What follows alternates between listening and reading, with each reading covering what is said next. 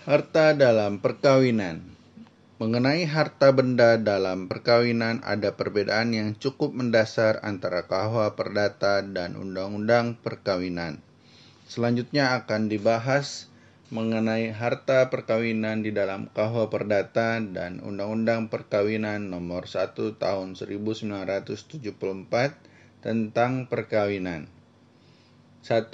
Menurut KUH Perdata, KUH Perdata menyatakan bahwa asas pokok harta kekayaan perkawinan adalah apabila suami istri akan melakukan pernikahan tidak mengadakan perjanjian apapun di antara mereka.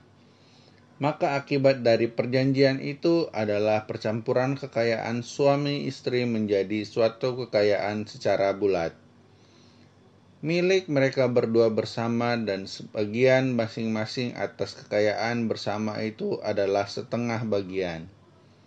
Setengah bagian ini adalah bagian yang tidak terpisahkan, artinya tidak mungkin masing-masing pihak, suami atau istri, minta bagian kekayaan itu kecuali jika perkawinan itu sendiri terputus atau jika dilakukan perpisahan meja dan tempat tidur, atau terjadi pemisahan harta kekayaan yang hanya dapat terjadi melalui persetujuan hakim. Menurut KUH Perdata, mulai saat perkawinan dilangsungkan, terjadilah percampuran kekayaan secara bulat. Semua kekayaan suami maupun istri, baik yang mereka miliki maupun yang akan diperoleh sebelum atau selama perkawinan berlangsung, bercampur menjadi satu kekayaan milik bersama. Percampuran kekayaan perkawinan mencakup aktiva dan pasiva dari suami dan istri.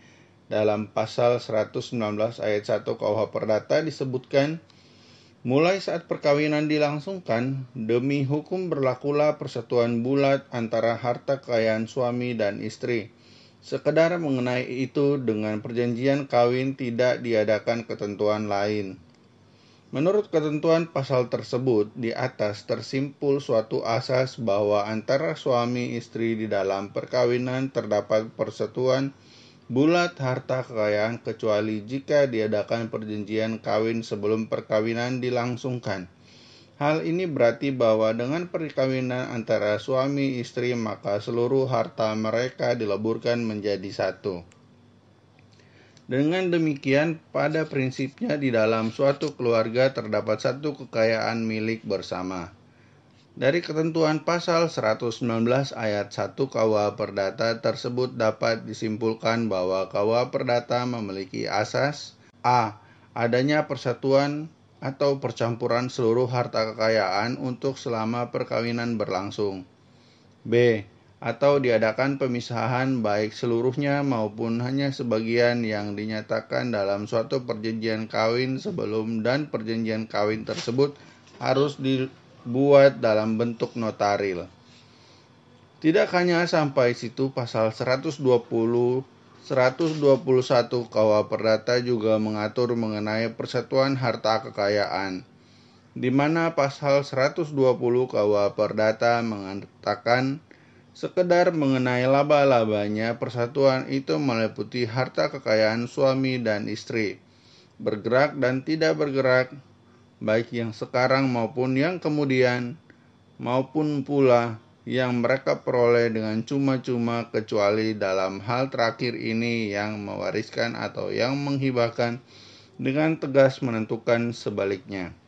Selanjutnya, pasal 121 KUH Perdata mengatakan sekedar mengenai beban-bebannya, persatuan itu meliputi hutang suami istri masing-masing yang terjadi baik sebelum maupun sepanjang perkawinan.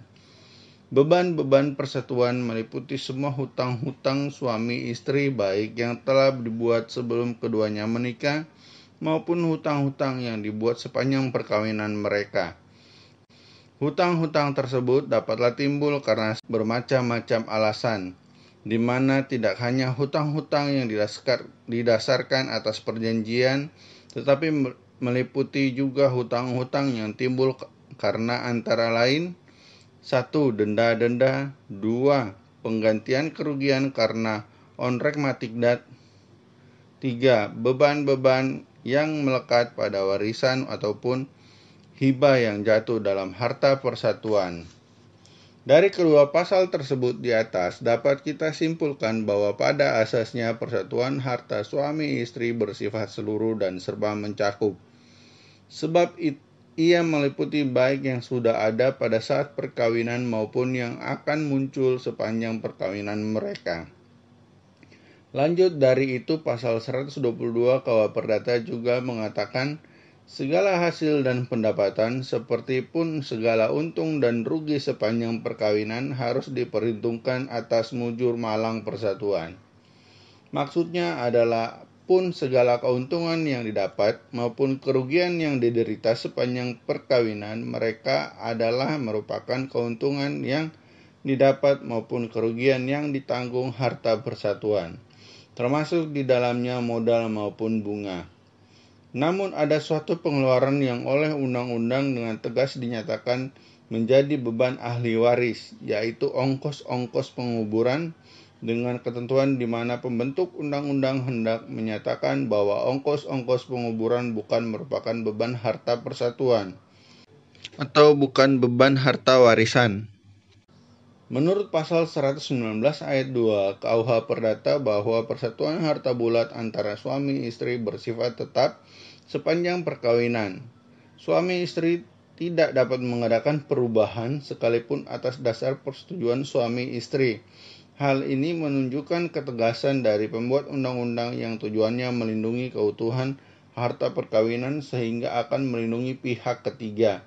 Dan menurut pasal ini pula dinyatakan bahwa sebelum perkawinan dilangsungkan, kepada calon suami istri diberikan kesempatan untuk membuat suatu perjanjian kalau memang dianggap perlu oleh mereka.